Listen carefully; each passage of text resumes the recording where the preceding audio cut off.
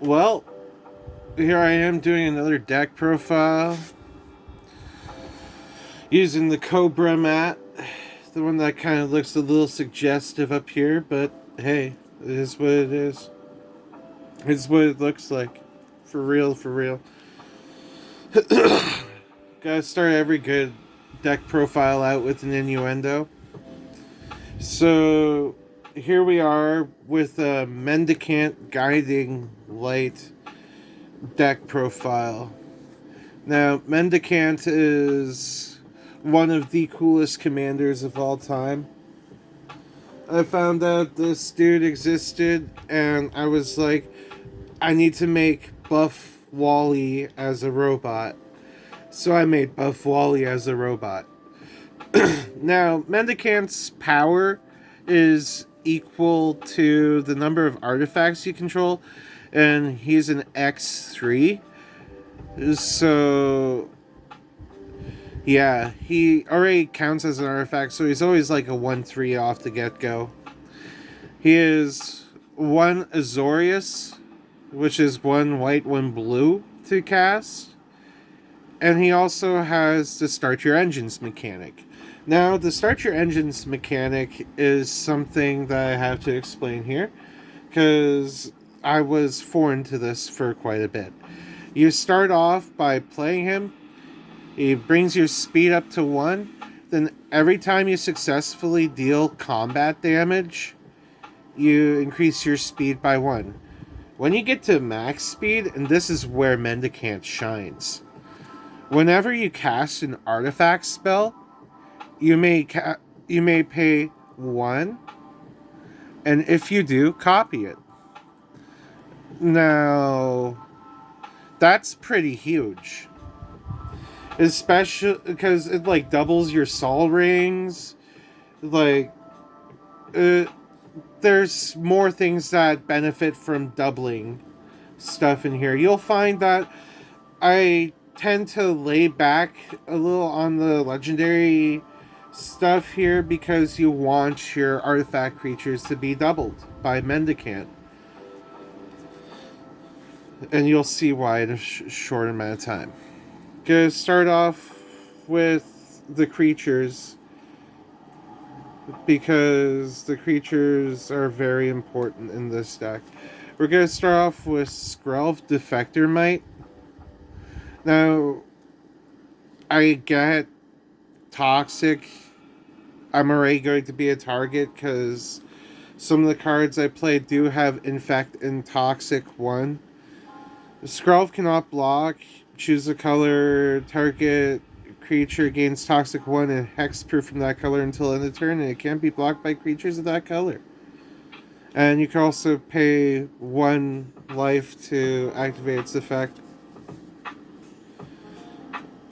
Next is the silver and the gold mirror, because you could double these. It's cute. They become cute mana rocks. You'll find that there's a lot of mirror love in this deck. Mirror Retriever. When Mirror Retriever dies, return another target artifact card from your graveyard to your hand. Good for recycling if somebody kills your stuff. Plague Mirror.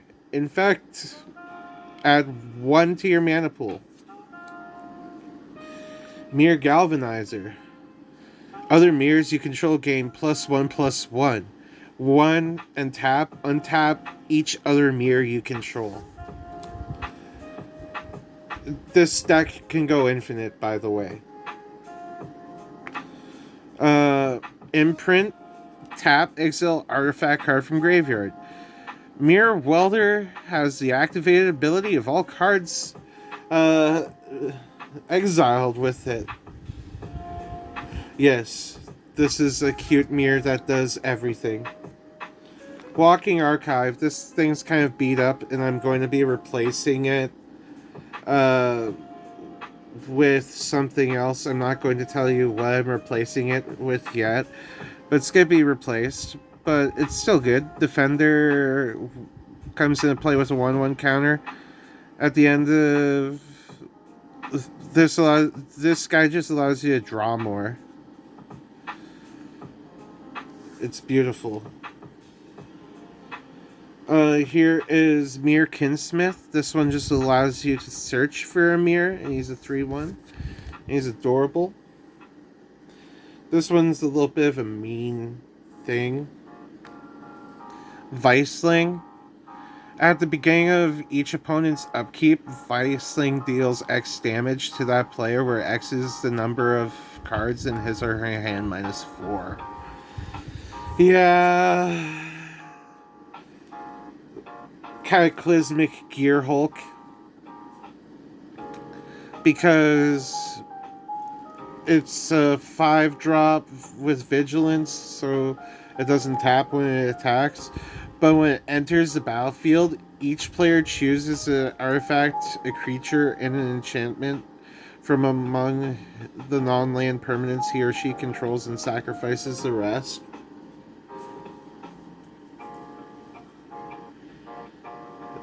Like, this is a evening board wipe. You'll find that there's a few of these in the deck. Yeah, this is kind of competitive, not gonna lie. Torrential Gear Hulk. Flash. When Torrential Gear Hulk enters the battlefield, you may cast target instant spell from your graveyard without paying its mana cost.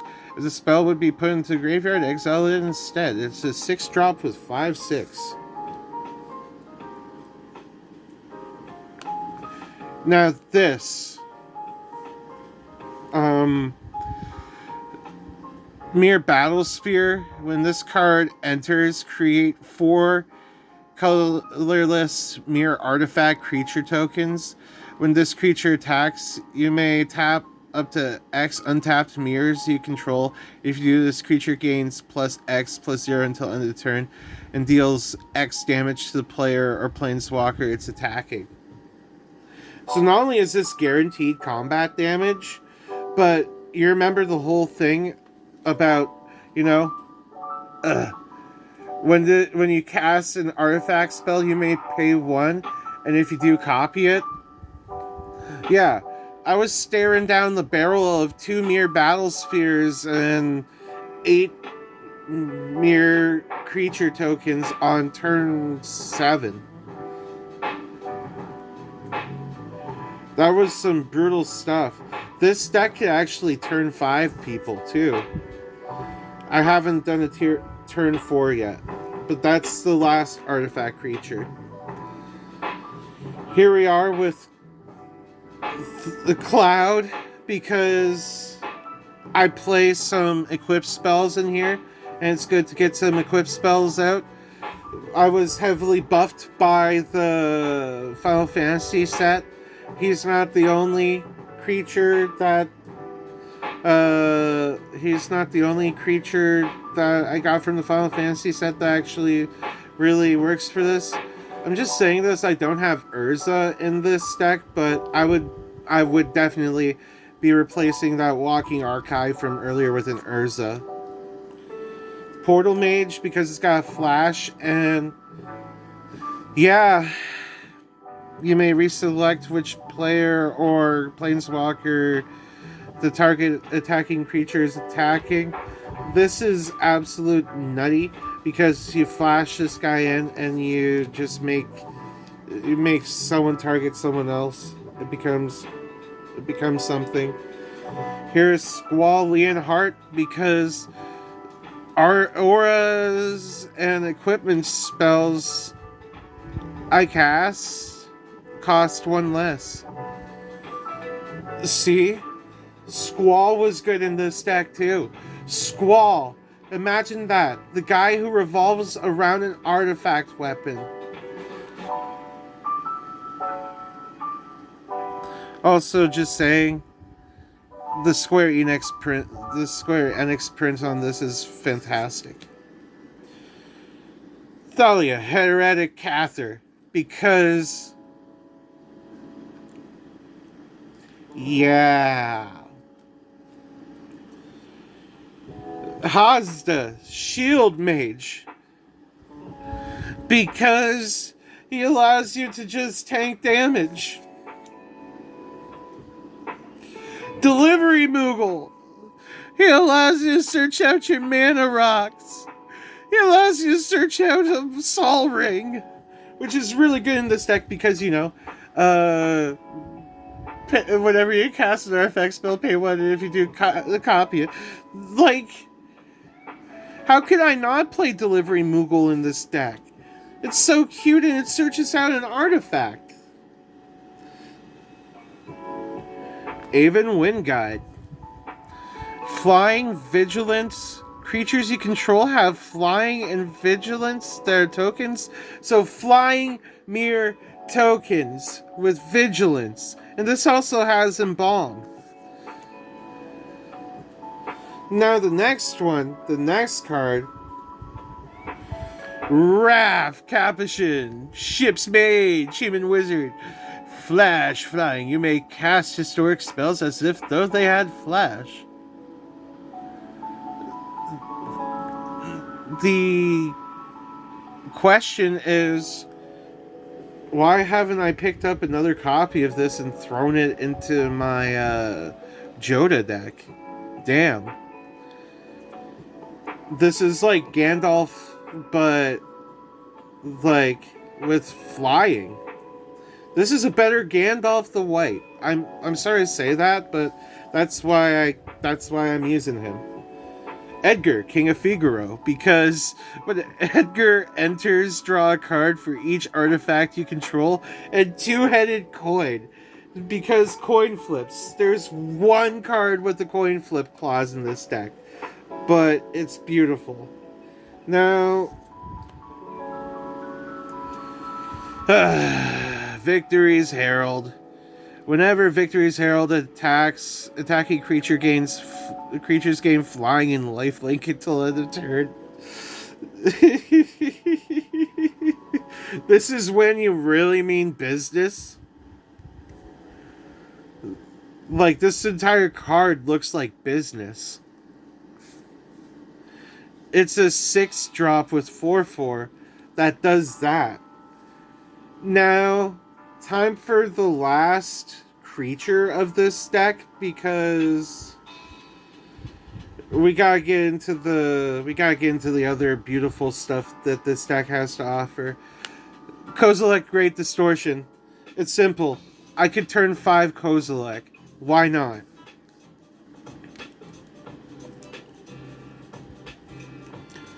Actually, no, I could turn 5 Kozilek. I did it. Mind Control. Because why not? Now time for the instance. Unsummon, because unsummon. Spell Blast, because counterspell with converted mana cost X. Spell Blast is just really good. This one ain't good for having friends, but Settle the Wreckage.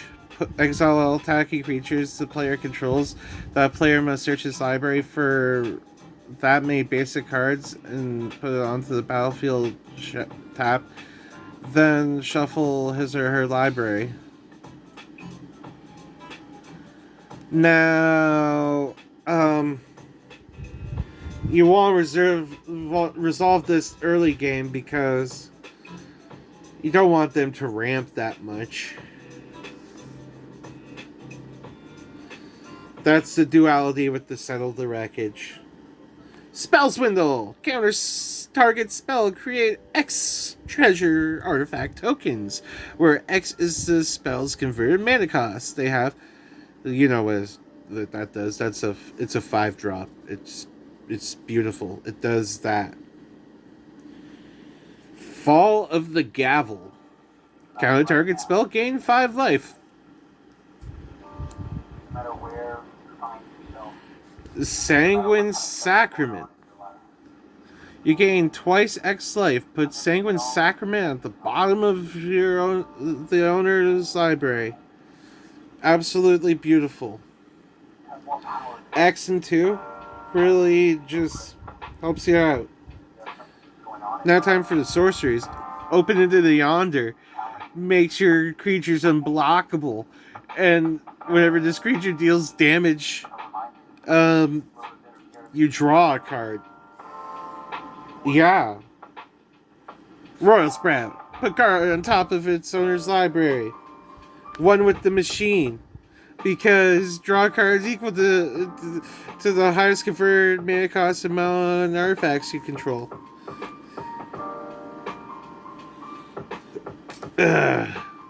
Pour over the pages, draw 3 cards and tap up to 2 lands and discard a card. Ugin's Insight. Scry X, where X is the highest conferred mana cost amongst permanents you controlled, and draw 3 cards. Wow, imagine that. A lot of cards that allow me to draw 3 cards in a deck like this. Yeah. Cleansing Nova. Destroy all creatures, or destroy all artifacts and enchantments. I'm gonna be picking usually that destroy all creatures. Basically a white and Garruk's Wake for me at this point in time. Embracing Melody. Gain control of target creature with convert mana cost of X. So 2 and X, and you get to take another one of your opponent's creatures. Not the first card that does that, not the last. Now time for the juicy part of this deck. The juicy part of this deck. Now, all these artifacts can be copied, of course, except for the the legendary ones. But let's start off with Sol Ring. Let's go with Mind Stone. You know what these do. Arcane Signet, Azorius Signet, Commander's Spear, Chromatic Lantern. You know, classic budget mana rocks. More beautiful stuff you get to make copies of. This Perception Bobblehead, Agility Bobblehead, Charisma Bobblehead, Strength Bobblehead, Luck Bobblehead, because these are all the bobbleheads I could acquire at this point in time. I could be hunting down more soon, because I need all of them for this deck. But the ability to double all of these because of Mendicant is absolutely broken. Plus, there's chances I could pop these and recycle them and double them again.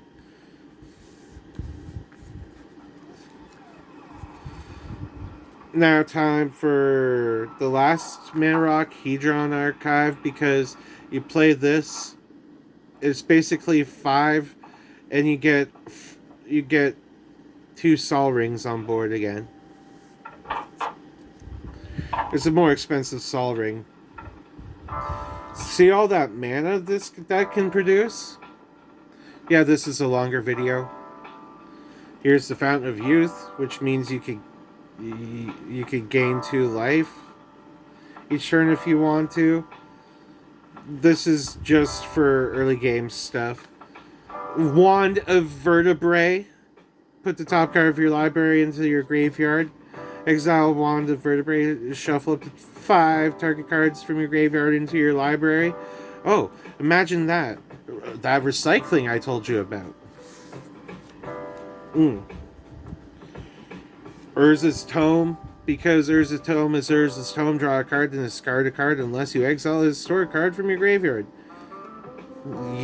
There's so many historic cards in this deck. Damping Spear, because screw Cabal Coffers. Yeah. If a land is tapped for more than 1 mana, it produces colorless mana instead of any type. And each spell a player casts for one more for each other spell that player casts this turn. Damping Spear is kind of a mean thing, but it balances games out. Sometimes you need that balance. Golem's Heart. Double this, you gain life. Whenever a player casts an artifact spell, not just you. Oh, I forgot to put this in the mana rock pile. Felwar Stone. Key to the city. Doubling a key to the city. Doubling creatures that cannot be blocked this turn. Absolutely beautiful. Sorceress Spyglass. Yes. Play 2 of these things. Because whenever you cast an artifact spell, you may pay 1. Genesis Chamber. Lots of mirror love here. Whenever a non-token creature enters the battlefield, if Genesis Creature Chamber is untapped, creature's controller generates a mirror colorless artifact token. Chaos Wand. Because Chaos Wand. Double that up. Broken. Tezzerat's Gatebreaker. Imagine playing this and doubling it, and you get 2 to look off the top 10 cards of your deck. You get to filter out 10 cards with this deck. With Tezzerat's. That's broken. Unbend your time. Unbend your time. You know that I told you this goes infinite. Unbend your time. Doubling Unbend your time is something horrifying Mendicant can do. I hope y'all are enjoying this deck and me just going absolutely bonkers about this deck I have made. Like, comment, and subscribe and shit, you know? Maybe I might do more Magic the Gathering content in the future. Crypt Gateway. Tap 2 untapped creatures you control. You may put a creature card from your hand that shares a creature type with this creature tapped this way. Oh, imagine that. Most of them are mirrors. Oh, there's some humans. Cryptic Gateway helps me. Now time for the equip spells. My favorite part of this deck, actually, besides the creatures. Hot Soup. Coming through. Equipped a creature can't be blocked. Whenever equipped a creature is dealt damage, destroy it.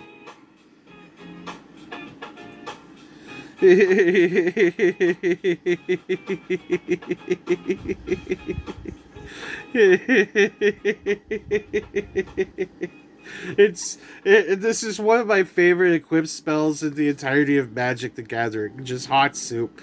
Excalibur II, more Final Fantasy love. Because Excalibur II comes in with a charge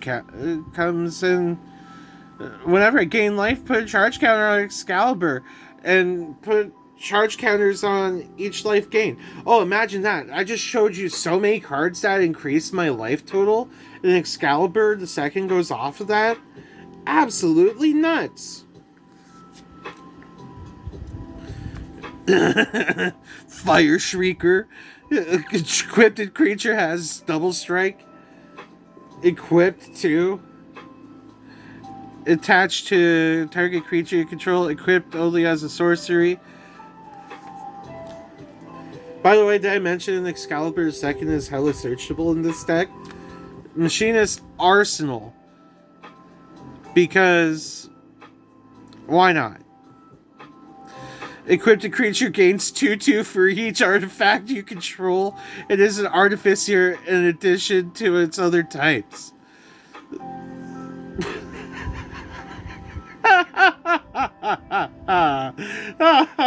Remember I told you about the 10 mirrors earlier? That's immediately 20 1/1 counters on this thing. Scythe Claw, because if the other equipment spells wasn't mean enough, here's Scythe Claw. Living Weapon, the original job select mechanic. It creates a 0/0 black germ, and you equip this to that. It gains 1/1, so it's a 1/1. And whenever equipped creature deals combat damage to a player, that player loses half of their life rounded up. Ugh. That is some shit right there. That is some shit right there. And this is searchable through cloud. Ugh. Now time for the trail of this deck. Here's Evolving Wilds, here's a command tower, a bunch of lands now. Inventor's Fair, because you need Inventor's Fair in this deck. It's an artifact deck. Of course you can have Inventor's Fair. At the beginning of your upkeep, if you have 3 or more artifacts, gain 1 life. Add 1 colorless to the mana pool. 4 and sacrifice Inventor's Fair. Search your library for an artifact card, reveal it, put it in your hand, then shuffle your library. Activate if you only control 3 or more artifacts. Wow.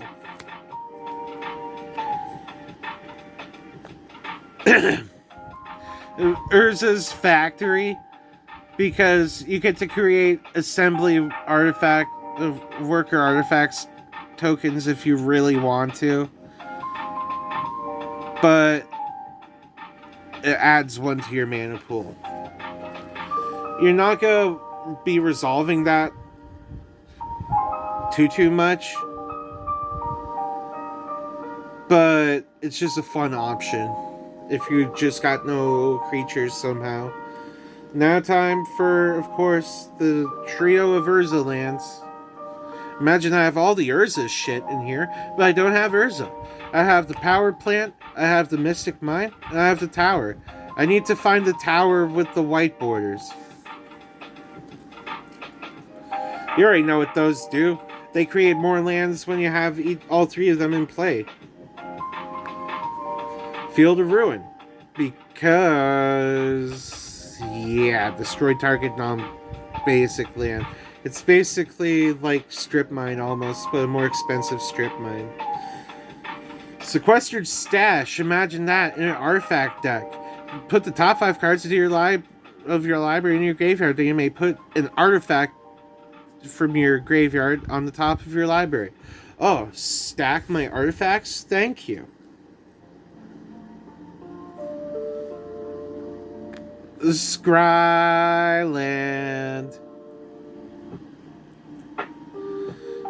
for a colorless. Gold Saucer, because I will always win the coin flip with Figaro. It's funny. But sacrifice 2 artifacts, draw a card? That's why I run this. Because that's so damn good.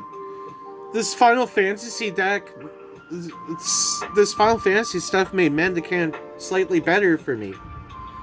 The Gold Saucer, a draw outlet, that's what this deck needed. Azorius Guildgate, then pretty much, you know, we got our islands, we got our plains. I'm collecting 7th Heaven plains to put in this deck, as well as I believe there's a Final Fantasy VII island that I'm going to be throwing into this deck. Well, this was Mendicant. Thank you for joining in this deck profile, even though it was pretty long. I hope you learned something from this deck profile, and I hope that you might choose to do something similar, because there are a lot of great things in this deck that just make this guy stick out. Now, like, comment, and subscribe, and don't forget to drink your water. And this was another Commander deck profile from Bat Devin, aka Daddy Juice. See you in the next one.